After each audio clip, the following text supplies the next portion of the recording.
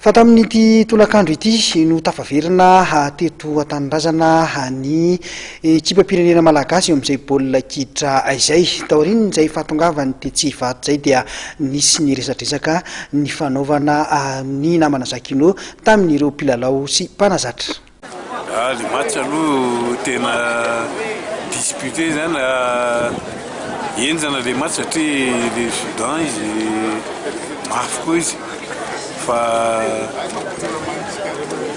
ny avantage ntsika fotsiny efa niomana tsara zany hoe nafantatra tsara nahita ny match ny zareo fara zany afaka niomana tsara mihitsy. Anahoana ny etrehana ny lalao manaraka ho an'ny Barea? Ny etrehana ny lalao manaraka ho an'ny Barea aloha amin'ny manao Kosafa le CHAN dia aveo manao Mozambique amin'ny juillet fa ny match contre Sénégal amin'ny mois de mars amin'ny retourne. Franchement, pour la première, c'était une victoire dans la difficulté, mais on a bien savouré cette victoire et c'était compliqué de jouer contre cette équipe.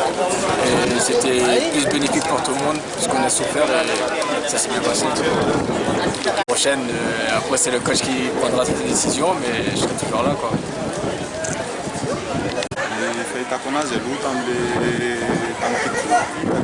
Tsara le izy, tsara le coupe tanty fa mila pinakely mora vainy hitako efa tsara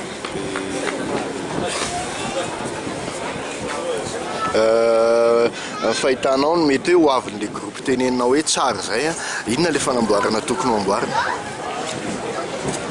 Ny fanamboarana amin'izy